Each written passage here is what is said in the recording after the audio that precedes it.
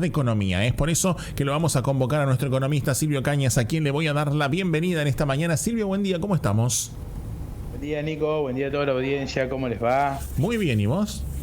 Muy bien, todo muy bien, muy bien. No haciendo, lo veo en el puesto de trabajo. Estamos trabajando como corresponde. Estamos en el Por lo puesto de menos, trabajo. como hasta donde se pueda, vamos a trabajar. Es así. Esta profesión no conoció por lo menos la nuestra acá, no conoció de COVID, no conoce de paro, no conoce de feriados. Digo, ¿qué pasa acá? Decíamos nosotros hoy. Exactamente, exactamente. Nada, acá se trabaja todos los días. Cuando Claro. hay que informar o hay que trabajar, hay que comentar alguna cuestión, siempre hay que trabajar, digamos. Porque también del otro lado está la gente, por ahí el que no fue a trabajar hoy o el que, no sé, corta en un rato, está un poco más relajado y se pone a escuchar un poco más de radio y Claro. está atento a lo que uno va diciendo. O sea que mejor todavía tenemos más audiencia. Exactamente, así que bueno, nosotros acá estamos, ¿eh? Acá estamos. Y bueno, un poco para charlar de economía, ver cómo estuvo esta semana y qué es lo que nos proyecta el resto de los días. A ver, hoy en lo particular está todo pensado y dando vuelta alrededor de lo que es el paro, la movilización, las leyes, el DNU y todo lo que es relacionado a la cuestión legal y de leyes que se están trabajando en los distintos digamos, en los distintos niveles, comisiones, congreso y demás. Pero hay una noticia que es tan buena y vamos a arrancar con una buena noticia, que es el pago de un bono de 55.000 pesos para los jubilados para el mes de febrero. Hoy salió publicado en el decreto de que es el decreto del 81 de este año. Salió que sale un nuevo bono para los jubilados de 55.000 pesos que va a ser abonado ahora en el mes de febrero. Bien. Con lo cual eso es una buena noticia y que en realidad va a recibir aquellos que perciban hasta 105.000 pesos, que es igual al salario mínimo, ¿no? A la jubilación mínima. Perdón. Salud. Gracias. Bueno, Salud. salió publicado. Entonces, bueno, lo importante es eso. Recién el mes que viene van a poder cobrar, digamos, ya próximamente en una semana, van a cobrar lo que cobran la mínima, van a cobrar un bono de 55.000 pesos. Y después después va a venir el ajuste de la inflación. En abril va a llegar el ajuste del ajuste de las jubilaciones, y que entiendo que también parte de eso va a ser la nueva fórmula de movilidad que va a ser hasta abril y que luego se va a empezar a actualizar por la inflación que calcula el INDEC. O sea que cuando nosotros hablamos de la inflación y por ahí veíamos este 25 que fue en diciembre y que este mes va a rondar más o menos el mismo número, tal vez un poquito menos, no creo que mucho menos, pero tal vez un poquito menos, va a ser un número que los jubilados van a tener que empezar a mirar todos los meses, porque en base a eso va a ser el ajuste de la jubilación y las pensiones, ¿tá? Bueno, con esto el gobierno se arriesga a tener un incremento importante en las jubilaciones si no puede bajar la inflación.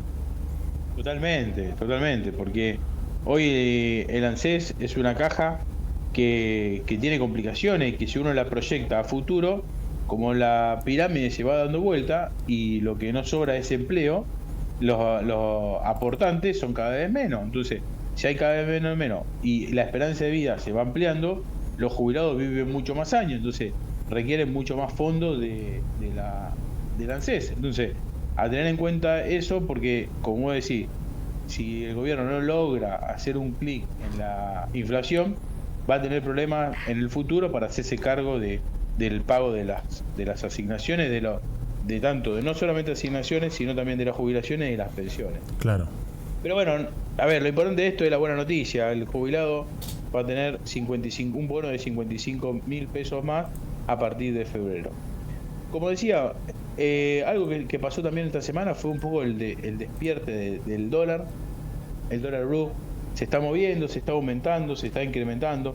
La brecha volvió a incrementarse. En un momento llegamos a tener una brecha de casi un 15% luego de la devaluación, porque pensemos que el dólar se fue a 800 y el blue estaba en 900, 950. Estamos hablando de un 15, entre un 15 y un 20. Hoy ya llegando casi a los 1200, estamos en un dólar, en una brecha cerca del 50% nuevamente.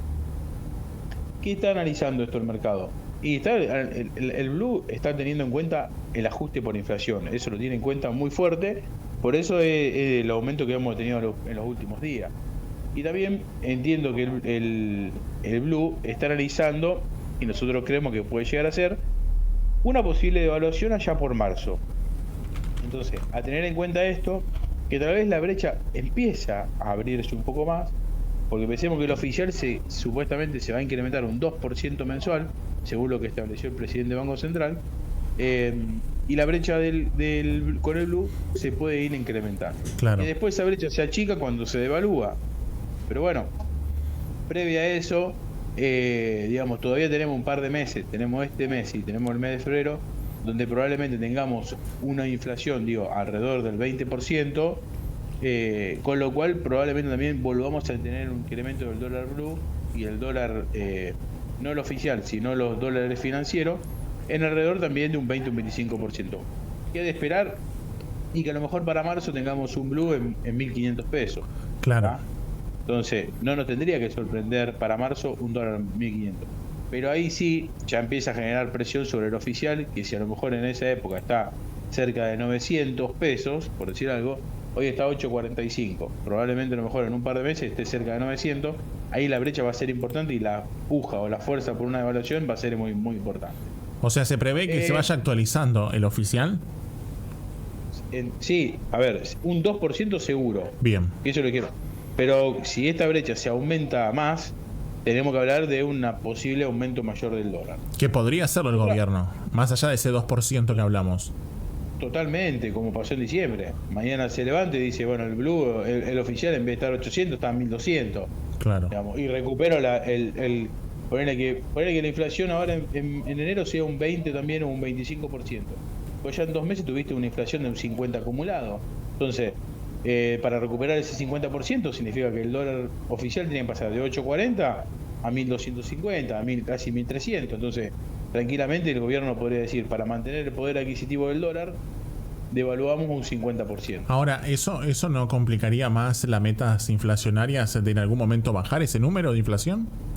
Totalmente, porque una nueva devaluación genera una espiral de nuevo de aumento de precio. Claro. Que la idea, pero también ahí que juega, y lo que venimos diciendo antes, la caída de la demanda. Si vos quisieras aumentar los precios todos los días, pero si no tenés al otro lado a la persona que te valide ese precio, pagándotelo, no lo vendés. Y si no lo vendés, ahí ya entras en un problema de que te falta venta, y ahí donde empieza a jugar el aumento de precio con la caída de las ventas. Entonces, es un análisis que los empresarios se hacen muy seguido y muy frecuentemente, es hasta dónde aumento el precio para no perder una venta. Claro. Fíjate que todo esto, estamos hablando del dólar, a ver, el otro día salió un informe que cerramos el año del intercambio comercial, y cuando hablamos de cerrar el año del intercambio comercial, vemos que pasaron con las exportaciones y con las importaciones. Este año fue un año, el 2023 fue un año atravesado por una sequía y fue el resultado de un año de sequía. Por lo tanto, vemos que las exportaciones cayeron casi un 14%. Se exportó 5.200 millones de dólares menos que el año anterior. Pero ¿qué pasó con las importaciones? Las importaciones también cayeron, y casi un 15%, pero se importaron menos 4.255 millones de dólares. ¿El porqué de esa explicación del menos importación?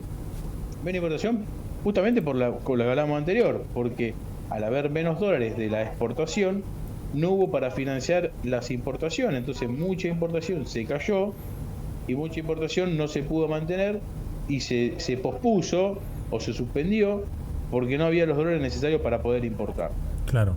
La ventaja acá es que a los fines de mantener o de lograr algún superávit comercial en el intercambio con el resto del mundo, cayeron más las importaciones que las exportaciones. Pero también ahí, cuando uno empieza a analizar cuáles fueron los motivos o cuáles fueron lo que cayó, digamos, en la importación, se importaron muchísimo menos bienes de capital. Entonces cayó un 34% de los bienes de capital. ¿Qué significa eso? Que nuestro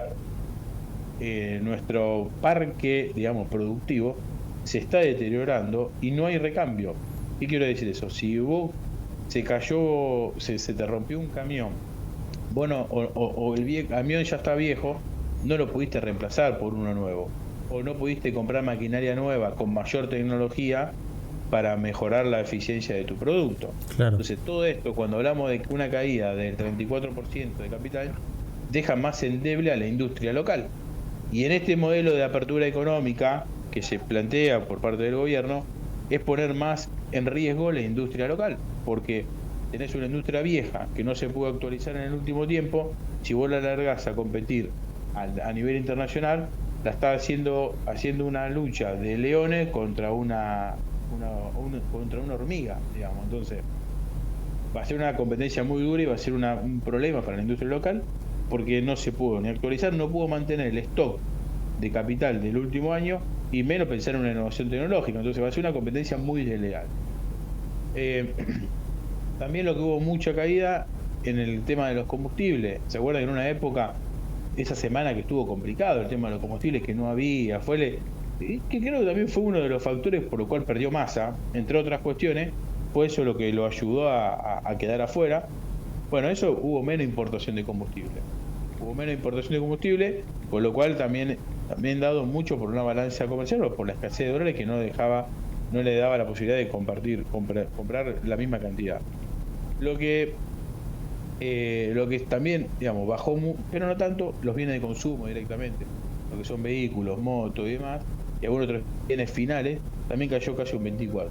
¿Cuál fue la caída en las exportaciones? ¿Qué fue lo principal que cayó la exportación? Obviamente que todo lo que es manufactura del sector agropecuario, eso fue lo que más cayó. Los productos primarios también, pero al no haber soja, la soja se exporta poco. Claro. Realidad. Lo que se exporta mucho son los derivados de la soja. Al no tener la soja y al no poder importarla ni siquiera, te cayó también mucho la venta de los productos manufacturados de la soja. ¿Tá? Lo bueno es que al tener este tipo de cambio tan ventajoso que tuvimos durante mucho tiempo, las exportaciones de origen industrial anduvieron muy bien. Entonces las empresas argentinas pudieron exportar, las industrias argentinas pudo exportar mucha mercadería porque el tipo de cambio era beneficioso para el comprador extranjero. El dólar estaba muy barato, entonces vos con muy pocos dólares venías y comprabas muchos productos industriales. Entonces uno de los puntos que mejoró la performance en la exportación fue la industria local, digamos, por este tipo de cambio atrasado, obviamente. Ahora, cuando el tipo de cambio se empiece a incrementar, si nosotros podemos ver esto nuevo, seguramente la industria local va a estar perjudicada, porque no va a ser tan beneficiosa poder exportar los productos locales. Como siempre, digamos, la principal o una de las mayores relaciones la tenemos con nuestro país vecino, con Brasil, que cayó mucho, tanto la importación y la exportación, pero tuvimos un saldo positivo. El mayor saldo positivo lo tenemos con Chile, también producto que crecieron mucho las exportaciones y bajaron las importaciones. Perú también, todo con los países limítrofes donde hoy tenemos una mayor relación comercial. Brasil, Chile, Paraguay, Perú, todos los países que son de Sudamérica, donde tenemos la mejor relación comercial, y la mayoría. Muy mala performance con China, terminamos un año con déficit con China. Cayó mucho las exportaciones porque China es un gran demandante de nuestros productos manufacturados agropecuarios, y ahí es donde se cayó mucho. Y el nivel de importaciones, si bien cayó, no cayó tanto como las exportaciones, con lo cual mantuvimos un déficit comercial. Estados Unidos tuvimos un resultado positivo, chico, pero positivo, producto del aumento de las exportaciones y una caída de la importación. Y más que nada también en la cuenta de turismo, que hubo una caída muy, muy importante en la cuenta de turismo en relación al resto del mundo. Esto debe haber un poco cerrando lo que fue el 2023 y qué nos pasó y que lo fuimos sufriendo durante todo el año, y hoy tenemos un poco el resultado de la escasez de dólares, que es lo que nos está pasando en nuestra economía. La devaluación ayudó en cierta medida a acomodar el tipo de cambio, pero la inflación hoy lo está de nuevo perjudicando y lo está de nuevo ajustando, con lo cual nos abre, como dije al principio, este signo de interrogación: ¿qué va a pasar en los próximos meses con el tipo de cambio oficial? Bueno, es interesante estos temas como hablábamos, porque obviamente se habla mucho de la inflación hoy cuando es un número muy elevado y obviamente impacta en los bolsillos, tanto como empezaste con la buena noticia de los jubilados, pero también con una suerte de arriesgarse mucho el gobierno con este resultado para abril, en el caso de actualizarlas por la inflación, si es que no consigue bajar, como veníamos hablando, con todas estas variables y lo no tan bueno, el proceso inflacionario que vamos teniendo. Totalmente. Así que a tener en cuenta eso, cómo se va moviendo el resto. Y obviamente que, todo está muy relacionado a lo que va sucediendo con la aprobación de estas leyes, la vigencia del DNU y todas las cuestiones que se van dando del marco legal. A ver cómo el mercado también empieza a absorber eso, a entenderlo y a ver qué visión tiene el mercado sobre esta medida o este combo de medidas que está intentando llevar adelante el presidente. Silvio, nos vamos a encontrar seguramente próxima semana para poder seguir hablando de estos temas de economía y seguir actualizando lo que sucede en el ámbito económico. Así estamos a disposición como siempre. Gracias por la comunicación. Abrazo enorme, buena jornada. Gracias. Silvio Cañas charlando con nosotros. Obviamente el análisis económico de la mañana de día miércoles, como todas las mañanas, nos encontramos en este tramo. Hablamos de economía y obviamente en este contexto, ¿no? Lo primero, siempre arrancar con algunas buenas noticias y después a lo mejor lo no tan bueno, ¿viste? Lo que se viene y lo que seguramente vas a ir tanteando y vas a ir padeciendo, por así decirlo, en esta escalada inflacionaria que estamos teniendo actualmente.